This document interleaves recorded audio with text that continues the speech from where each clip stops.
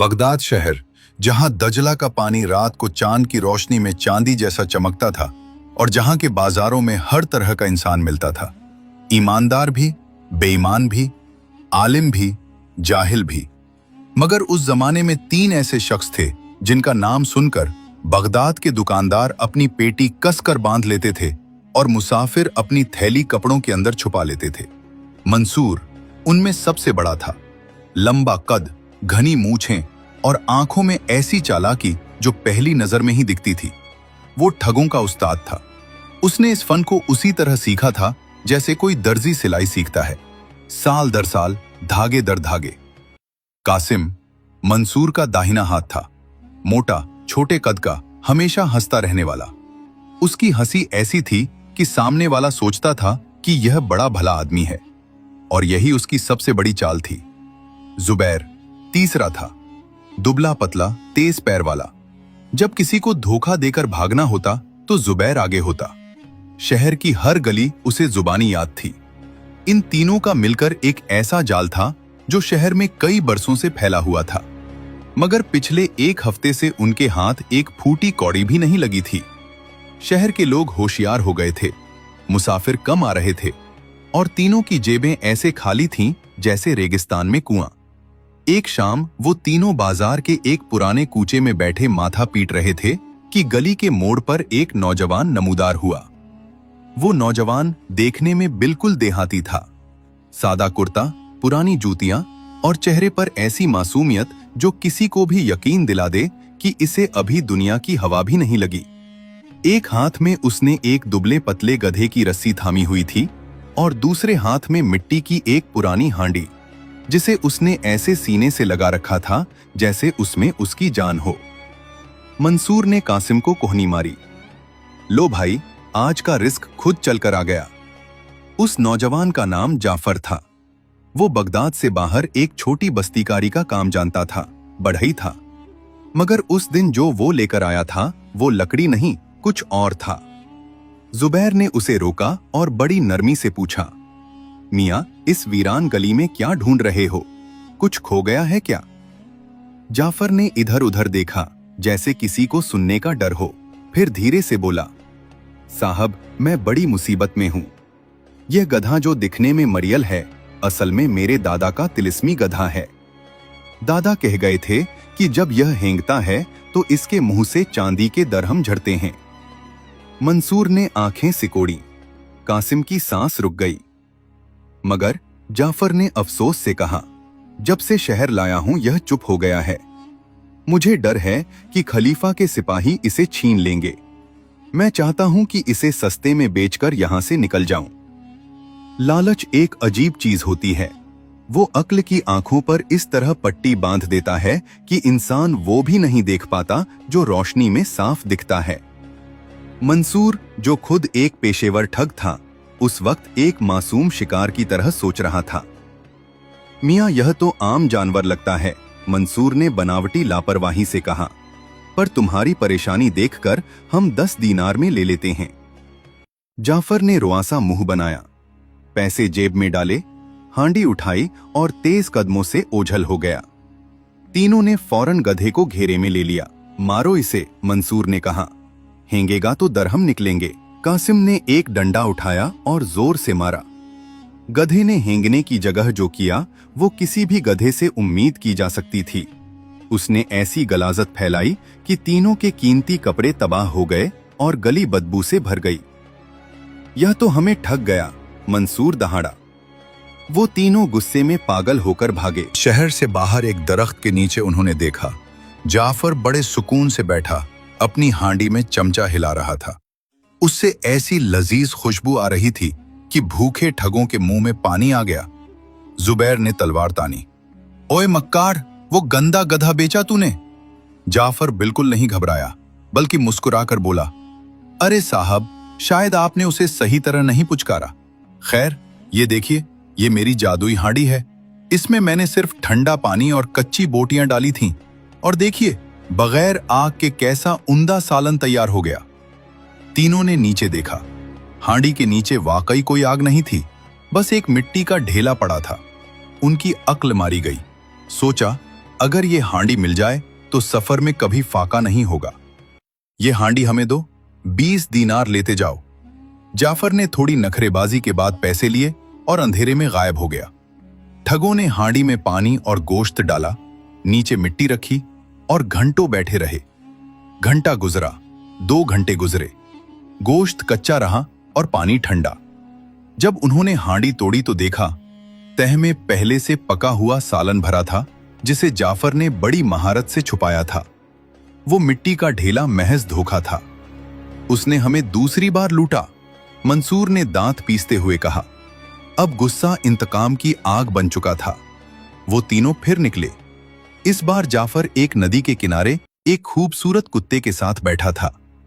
आज तेरी मौत आई है, मंसूर ने दूर से ललकारा। जाफर इत्मीनान से उठा। अरे साहब, आप बार बार आ जाते हैं। देखिए, मैंने इस कासिद कुत्ते को अभी शहर भेजा था मिठाई लाने, और ये देखिए ताजा डब्बा। कुत्ते के पास वाकई एक उम्दा डब्बा पड़ा था। ठगों ने सोचा, ये कुत्ता तो कमाल का है, इससे चोरियां करेंगे, आसानी से संदेश भेजेंगे। इसे 50 दीनार में बेचो। जाफर ने कुत्ता उन्हें दे दिया। मंसूर ने कुत्ते के कान में फुसफुसाया, जाओ मेरे घर, मेरी बीवी से कहो आज अच्छा खाना पकाएं। रस्सी छूटते ही कुत्ता ऐसा भागा कि फिर कभी नजर नहीं आया। अब तीनों के पास न गधा था, न हांडी, न कुत्ता और न जेब में पैसे। उन्होंने कसम खाई कि अब जाफर को जिंदा नहीं छोड़ेंगे। मीलों की मुसाफत तय करके वो एक खजूर के बाग के पास पहुंचे। जाफर एक झोपड़ी के बाहर बैठा था। पास में एक बुढ़िया लेटी थी। हाथ में लकड़ी की पुरानी बांसुरी थी और वो धीरे धीरे कुछ गुनगुना रहा था। मंसूर ने तलवार निकाली। ओए मक्कार, अब तेरी कोई चाल काम नहीं आएगी, आखिरी दुआ मांग ले। जाफर ने सर उठाया और बड़े सुकून से बोला, अरे मंसूर भाई, आप आ गए। माजरत, वो कुत्ता शायद रास्ता भूल गया होगा, मगर अभी जरा ठहरिए, मेरी अम्मा चल बसी हैं। मैं इस हयात बख्श बांसुरी से उन्हें अभी जिंदा करने ही वाला था। कासिम ने ठहाका लगाया, हैं, बेवकूफ मत बनाओ, कोई बांसुरी मुर्दों को जिंदा नहीं करती। यकीन नहीं तो खुद देख लें। वो बुढ़िया, जो पहले से सिखाए गए नाटक के मुताबिक बिल्कुल साकित पड़ी थी, एकदम खामोश लेटी रही। जाफर ने बांसुरी उठाई और एक अजीब सी धुन छेड़ी। 2 मिनट बाद बुढ़िया ने एक लंबी जमाही ली, उठकर बैठी और फिर ऐसे नाचने लगी जैसे उसे नई जिंदगी मिल गई हो। तीनों ठगों की आंखें पथरा गईं। मंसूर के दिमाग में एक पूरी योजना बनी। अमीरों को मारेंगे, फिर इस बांसुरी से जिंदा करने का नाटक रचाएंगे, लाखों दीनार कमाएंगे। उसने तलवार म्यान में डाली। जाफर, तूने हमें बहुत जलील किया है, मगर ये बांसुरी दे दे, तेरी जान बख्श देंगे। जाफर ने बड़े नखरे दिखाए। साहब, ये मेरे खानदान की निशानी है। मगर जब मंसूर ने गले की सोने की जंजीर उसके सामने रखी तो जाफर ने मजबूरन बांसुरी थमा दी। ठग बांसुरी लेकर खुशी खुशी अपनी सराय में आए।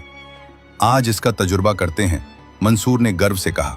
कासिम, तू जरा लेट जा, मैं तुझे मारूंगा और फिर इस बांसुरी से जिंदा करूंगा। कासिम हिचकिचाया, मगर मंसूर के दबाव में आकर लेट गया। मंसूर ने एक भारी डंडा उसके सर पर दे मारा। कासिम बेहोश हो गया। मंसूर ने बांसुरी बजाई। 1 घंटा गुजरा, 2 घंटे गुजरे। कासिम के सर से खून बहता रहा, मगर वो नहीं उठा। जुबैर ने नब्ज चेक की। वो वाकई अल्लाह को प्यारा हो चुका था। धोखा, फिर धोखा। मंसूर सर पीटकर चिल्लाया, इस बदमाश ने हमारा साथी मरवा दिया और हम एक लकड़ी का टुकड़ा लेकर बैठे हैं। अब सब्र टूट चुका था। अब यह मामला इज्जत का था, जान का था। मंसूर और जुबैर ने मिलकर जाफर को पकड़ लिया, जो उस वक्त अपना सामान समेटकर भागने की तैयारी में था। उन्होंने उसे एक बड़े चमड़े के थैले में बंद किया, मुंह मजबूत रस्सी से बांधा। आज इसे दजला की लहरों के हवाले करेंगे, मंसूर ने कहा। रास्ते में एक आलीशान मस्जिद आई। जुबैर, चलो अंदर चलकर 2 रकत तौबा कर लें। थैला यहीं सीढ़ियों पर छोड़ देते हैं, कौन उठाएगा इसे? वो दोनों अंदर चले गए। थैले के अंदर जाफर ने दिमाग लगाया। बाहर से भेड़ों के रेवड़ की आवाज आ रही थी। जाफर ने जोर जोर से चिल्लाना शुरू किया, नहीं, मुझे नहीं करनी। मुझे बगदाद की शहजादी से शादी नहीं करनी। मैं एक दरवेश आदमी हूं। एक चरवाहा करीब से गुजर रहा था। उसने थैला खोला। ओ भाई, शहजादी से शादी से कौन इनकार करता है? पागल हो? जाफर ने आह भरकर कहा, भाई, वो मुझसे जबरदस्ती कर रहे हैं। और सुनो, इस थैले में जो थोड़ी देर बंद रहता है उसकी हर बीमारी दूर हो जाती है। देखो, मेरी दोनों आंखें ठीक हो गईं। चरवाहा लालच में अंधा हो गया। भाई, तुम्हारी जगह मैं बैठ जाता हूं, तुम मेरी भेड़ें लेकर जाओ।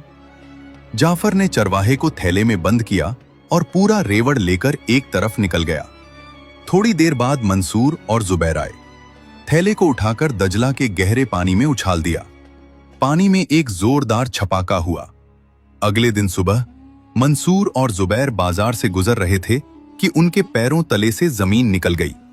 सामने जाफर रेशमी लिबास पहने 50 मोटी ताजी भेड़ों का रेवड़ हाँकते हुए बड़े ठाठ से जा रहा था।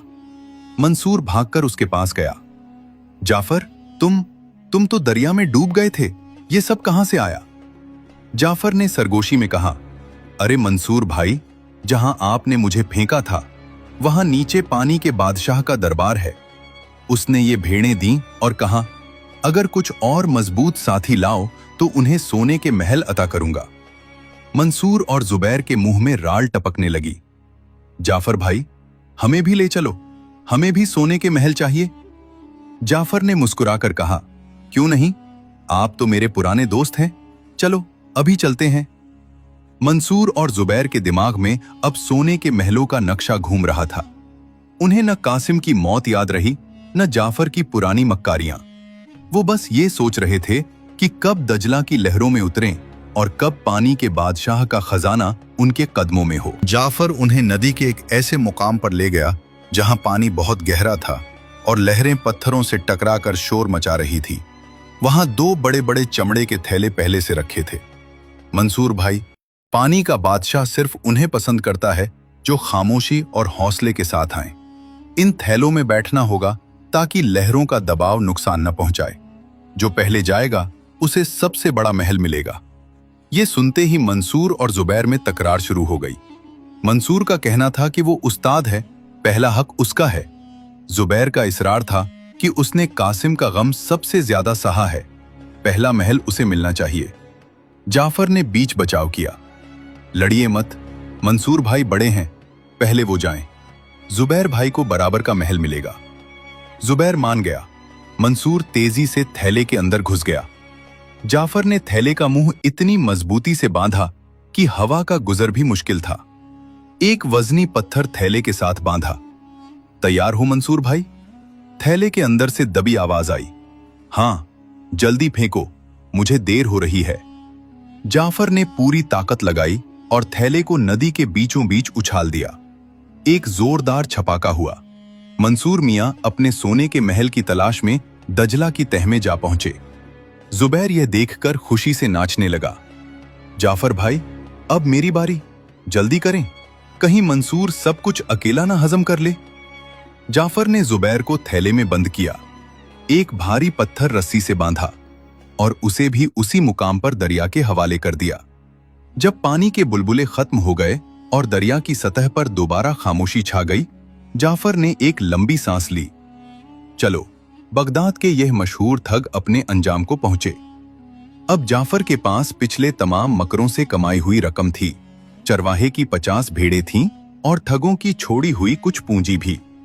वो शहर वापस आया, मगर वहां रहना मुनासिब न समझा।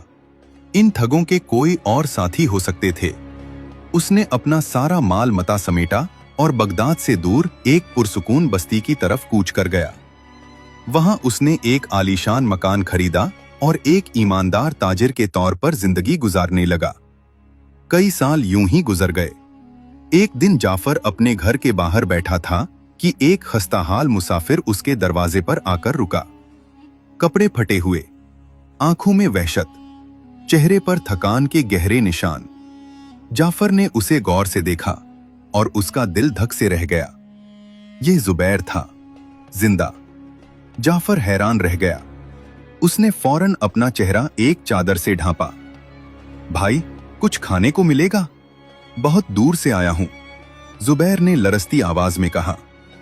जाफर ने उसे अंदर बुलाया, खाना खिलाया और पूछा, मियां, ये हाल कैसे हुआ? जुबैर ने रोना शुरू किया। साहब, क्या बताऊं, एक बहुत बड़े धोखेबाज के हत्थे चढ़ गया था। उसने मुझे और मेरे साथी को सोने के महल का लालच देकर दरिया में फेंक दिया। मेरा साथी डूब गया, मगर मेरी किस्मत अच्छी थी। थैला एक बड़ी लकड़ी से टकराकर फट गया और लहरों ने मुझे किनारे पर फेंक दिया। जाफर ने दिल में सोचा, यह अब भी बाज नहीं आया। उसने जुबैर से कहा, मियां, वो बंदा तो अब इस दुनिया में नहीं रहा, मगर मेरे पास एक ऐसी चीज है जो तुम्हारी सारी गुर्बत दूर कर सकती है। यह गायब होने वाली टोपी है। इसे जो पहन लेता है उसे कोई नहीं देख सकता। तुम इसे पहनकर शाही खजाने से जितना चाहो सोना निकाल सकते हो। जुबैर, जो अपनी जिंदगी के तल्ख तजुर्बात से भी कुछ न सीख सका था, फौरन इस चंगुल में फंस गया। बस इसकी कीमत 10 दरम है। जुबैर ने अपनी जेब से आखिरी 10 दरम निकाले और टोपी पहन ली। अब तुम गायब हो चुके हो, जाओ जो चाहो करो। जुबैर खुशी खुशी बाजार में निकला। उसे लगा वो किसी को नजर नहीं आ रहा। उसने एक हलवाई की दुकान से मिठाई उठाई और खाने लगा। हलवाई ने देखा एक भिखारी सर पर अजीब टोपी पहने मुफ्त की मिठाई उड़ा रहा है। उसने एक जोरदार थप्पड़ जुबैर के मुंह पर रसीद किया। ओए चोर! जुबैर हैरान रह गया। तुम मुझे देख सकते हो? अंधा नहीं हूं मैं।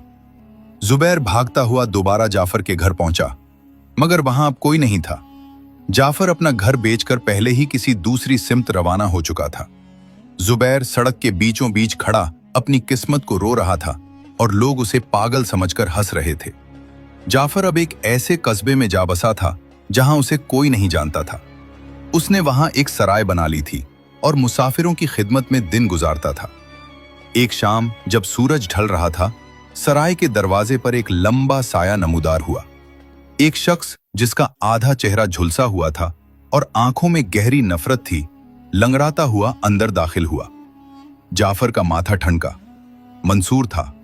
मंसूर ठग, जिसे जाफर ने बोरे में बंद करके दरिया में फेंका था। दरिया की लहरें उसे एक दूर दराज के जजीरे पर ले गई थीं।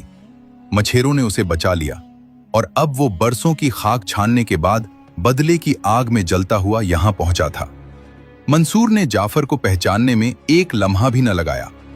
उसने अपनी कमर से एक जंग आलूदा खंजर निकाला। जाफर, मैंने दोज़ख के दरवाजे देखकर वापसी का रास्ता ढूंढा है, सिर्फ तुम्हारी मौत के लिए। न तुम्हारी बातों का जादू अब चलेगा, न कोई तिलिस्म तुम्हें बचाएगा। जाफर ने देखा अब मुकाबला अक्ल से नहीं, जान बचाने का है। उसने निहायत सुकून से कुर्सी की पुश्त से टेक लगाई और मुस्कुराकर बोला, मंसूर भाई, तुमने आने में बहुत देर कर दी। मैं तो कब से तुम्हारा इंतजार कर रहा था।